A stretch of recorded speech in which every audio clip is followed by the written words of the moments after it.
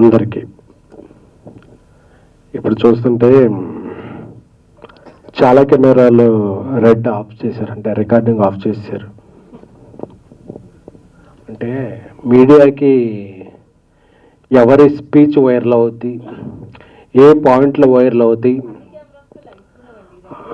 అదే ఎవరి పాయింట్లు వైరల్ అవుతాయి, ఏది మనం రికార్డ్ చేయాలనే స్వాతంత్రం ఎలా ఉందో నిర్మాతలకు కూడా మేము ఎవరితో పని చేయాలి, ఎందుకు పని చేయాలి, ఎప్పుడు పని చేయాలి, మేము పెట్టిన వస్తే నేను పని చేయాలనే స్వాతంత్రం ఉందని చెప్పుకోవడానికే ఈ సమావేశం. Please on your all cameras. Thank you.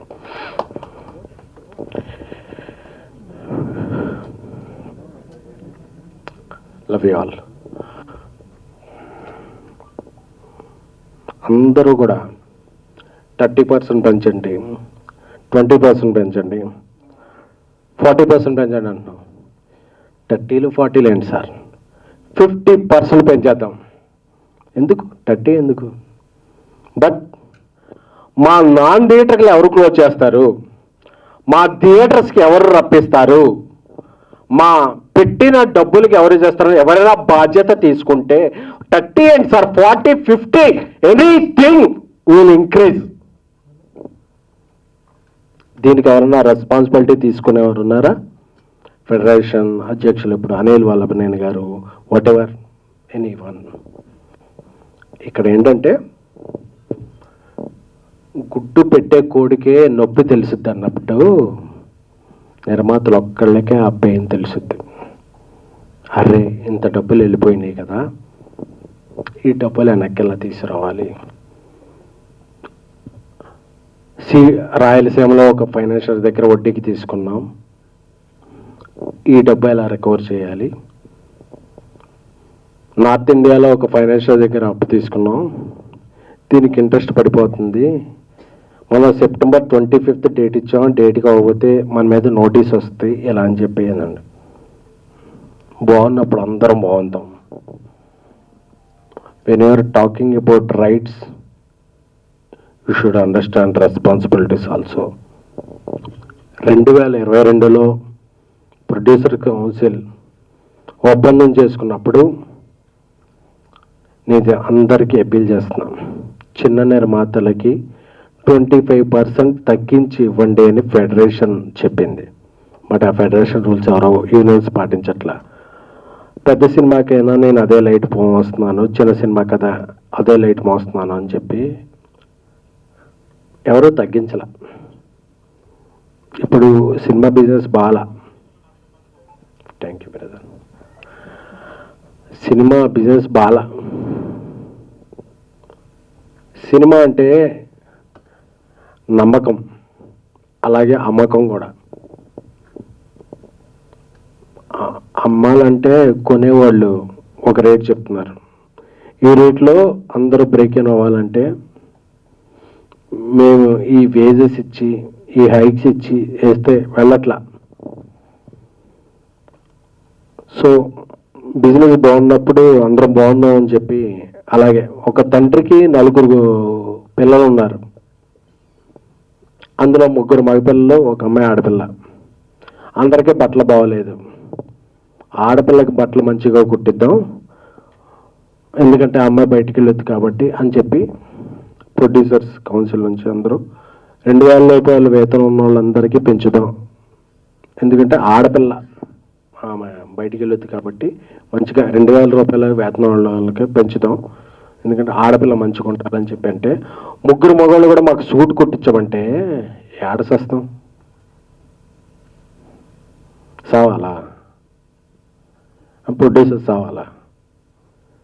పెంచితే అందరికీ పెంచండి, లేకపోతే అంటే ఇంటి బయటికి వెళ్ళి ఆడపిల్లకి మంచి డ్రెస్ కుట్టిద్దాం, మిగతా వాళ్ళని తర్వాత మంచిగా చూసుకుందాం అంటే ఆ ఆడపిల్లతో పాటు మాకు సూట్లు కుట్టించమంటే ప్రొడ్యూసర్స్ కావాలా.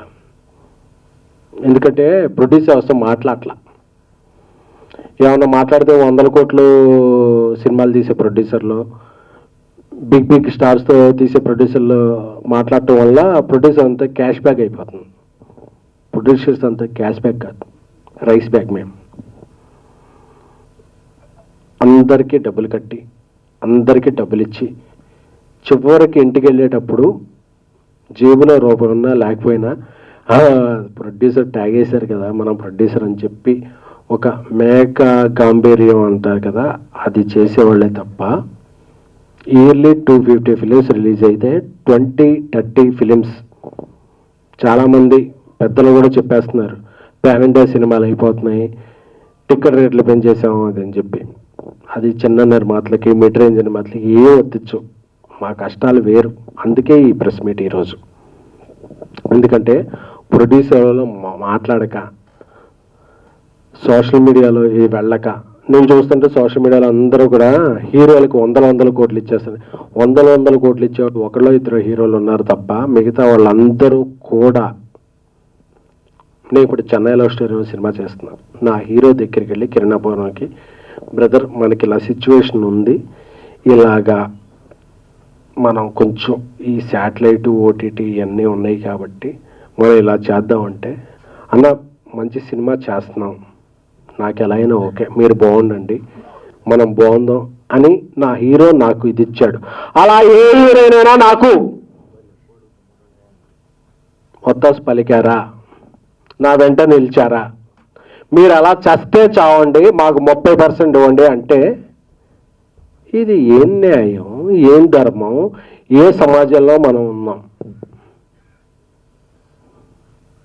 టికెట్ రేట్ల గురించి మాట్లాడుతున్నారు. టికెట్ రేట్లు 250 సినిమాలు రిలీజ్ అవుతుంటే ఒక 5, 10, 15, 7 సినిమాలే పెంచుతారు. మిగతా సినిమాలకు మామూలు రేట్లు పెంచుతున్నా, మామూలు రేటు ఉంచుతున్నా థియేటర్కి జనాలు రాని సందర్భంలో పాన్ ఇండియా సినిమాలు అయిపోయాం, మీరందరూ బతికేస్తున్నారు కదా అంటే, అందరూ వాయిస్ వినిపించాలని వచ్చారు కానీ these are not rising producer, these are burning. మండిపోతున్నా అంటే బర్నింగ్ అంటే కాలిపోతున్న ప్రొడ్యూసర్. We're like candles. మేము తగలబడిపోతూ ఇండస్ట్రీకి వెలుగునిస్తున్న ప్రొడ్యూసర్లే తప్ప we're not earning, we're learning this process. Industry బాగున్నప్పుడు అందరూ బాగుంటారు, ఇండస్ట్రీ బాగున్నప్పుడు ఎవరు బాగోరు.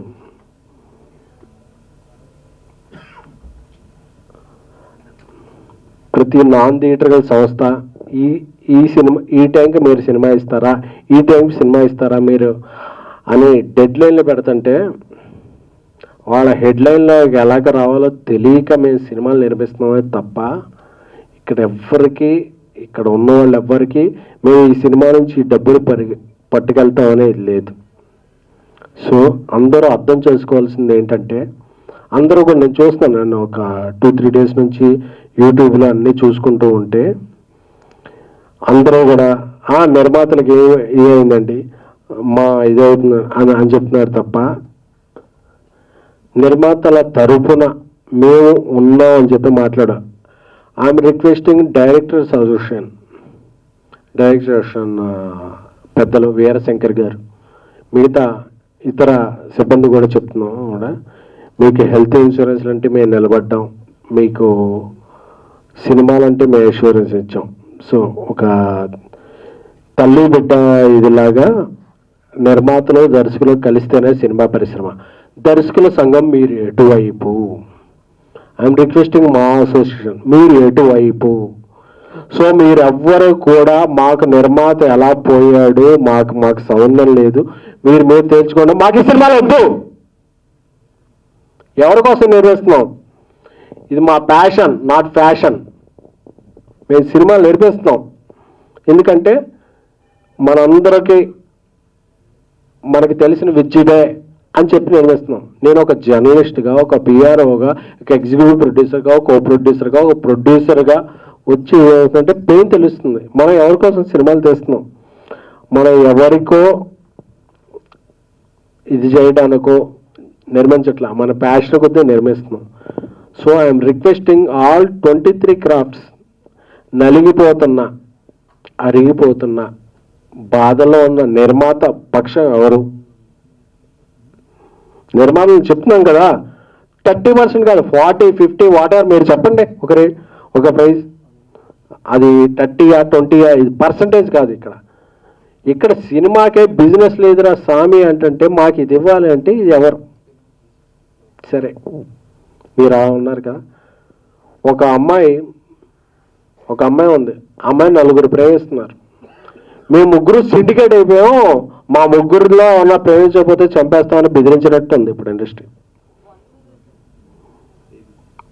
మీరు ఒక అమ్మాయికి నాకు ఇండస్ట్రీయా, యూనేనా, నాన్ యూనేనా, నేను నా సృజనాత్మక నా క్రియేటివిటీకి నేను కెమెరా పెడితే నాకు ఎవరు నచ్చితే వాళ్ళని తీసుకుంటా, వాళ్ళతో సినిమా చేసుకుంటా. మీరెవరు స్వామి? మా యూనియన్లోనే తీసుకోవాలి, మా యూనియన్లో 4 ఉండాలి, 7 ఉండాలి, 9 మంది ఉండాలి, వాళ్ళకి ప్రైజ్ ఇవ్వాలి అని చెప్పే విధానం ఎవరిది? అంటే డబ్బు ఖర్చు పెట్టేవాడికి ఆడికి రిటర్న్ ఉందా లేకపోయినా ఏమైనా సరే మాకు రిటర్న్ గిఫ్ట్ ఇవ్వాలనే ఒక ధోరణిలో వెళ్ళిపోతే, కొంతమంది పెద్దలు ఉన్నారు, మీ మీద ఎన్నో పోలీస్ కేసులు ఉంటాయి, కోర్టు కేసులు ఉంటాయి, వాటి నుండి తప్పించుకుంటాకి మీరు ఈ శ్రామికుల్ని కార్మికుల్ని వాడుకుంటున్నారు, రెచ్చగొడుతున్నారు అనేది మా అభిప్రాయం. అందుకే కదా ఇప్పుడు మన ప్రొడ్యూసర్ కౌన్సిల్ అందరూ అనౌన్స్ చేశారు, 2,000 రూపాయల లోపు ఉన్న నిజమైన శ్రామికులకి కార్మికులకి వాళ్ళకి పెంచుదామండి ఇంత%, మిగతా వాళ్ళకి ఇండస్ట్రీ కొద్దిగా ప్రోగ్రెస్ అయ్యాక చూద్దామంటే, లేదు అందరికి యూనిఫామ్ అంటే యూనిఫామ్ల గురించి మాట్లాడుతున్నారంటే మీరు తప్పులు ఒప్పులు చేసుకుంటాకే మాట్లాడుకుంటున్నారు. అలాగే నాకు తెలిసి మీరు ఏ కోర్టు కేసుల్లోనూ మీ మీద కోర్టు కేసులు నడుస్తుంటే మీరు ఒక శ్రామికుల కార్మికుల పక్షం వహించకూడదు. ఎందుకంటే మీకు ఎజెండాలు ఉన్నాయి, మీరు ఎత్తుకునే జెండాలు వేరే ఉన్నాయి, అవి మాకొద్దు. మేము సినిమాలు తీసుకుంటాం, మేము బతుకుతాం, మేము 10 మందిని బతికిస్తాం. అది చెప్పడానికి ఈరోజు సమావేశం. ఎందుకంటే ఇక్కడ చాలామంది హిట్ సినిమాలు తీసుకుని ఉన్నారు. 2023 జూలై 14 బేబీ వచ్చింది, ఆ తర్వాత సినిమా తీయాలంటే భయం వేస్తుంది. మేడం ఇక్కడ ఉన్నారు, ఇండియా గర్వేజ్ దగ్గర హనుమాన్ సినిమా తీశారు, నేషనల్ అవార్డు విన్నర్. సినిమా తీయాలంటే భయం వేస్తుంది. ఎందుకంటే మేము ఎవరిని ఎంచుకోవాలో, మేము ఎవరినితో మా టీంలో ఉంచుకోవాలో మాకు తెలియట్లా. అంటే ఎక్కడా లేని ఒక సిస్టమ్ ఇక్కడే ఉంది. మేమే వస్తాం, మేమే చేస్తాం, మాకెంతో ఉండే. సరే మీరు బతకండి, మేము బతకాలి కదా. మేము ఎలా బతకాలి అని అడుగుతుంటే దీనికి ఎవరు రెస్పాన్స్ లేదు. సో అందుకే, ఎందుకంటే సినిమా నిర్మాత అంటే హిజ్ ఎ క్యాష్ బ్యాగ్ అనే ఒక అర్థం ముందుకెళ్తుంది. అందుకనే మేము క్యాష్ బ్యాగ్స్ కాదు, మేము కూడా అప్పులు తెచ్చుకుని వడ్డీలకు తెచ్చుకొని చాలా కష్టపడి సినిమాలు తీస్తున్నాం తప్ప మా ఎవ్వరికి కూడా cinema is a not a comfort అని చెప్పడానికి ఈ మీటింగ్ పెట్టాం. ఒక అంశాన్ని ముందుకు తీసుకెళ్లే మీడియా సోదరులందరూ కూడా చాలా ధన్యవాదాలు. అందరూ వచ్చారంటే ఈరోజు సినిమా అంటే ఒక 4 పెద్ద ప్రొడ్యూసర్లే కాదు, 150, 200, 300 మంది ఒక అప్కమింగ్ రైజింగ్ స్మాల్ మిడ్ ప్రొడ్యూసర్లు కూడా.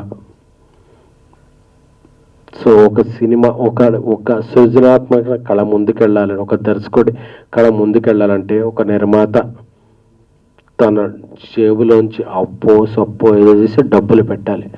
ఆ డబ్బులు పెట్టే నిర్మాత చాలా చాలా చాలా ఇబ్బందుల్లో ఉన్నాడు.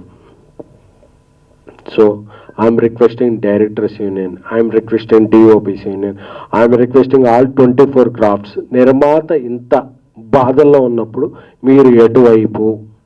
మీరు ఎటువైపు కాకుండా గోడ మీద పిల్లిలా ఉంటే, నిర్మాతలకు కూడా I'm requesting all Andhra Pradesh Telangana ముఖ్యమంత్రులు, సినిమాటోగ్రఫీ మినిస్టర్స్ అందరికీ కూడా సవినయంగా పాద నమస్కారం చేసుకుంటూ విన్నవించుకుంటున్నాం.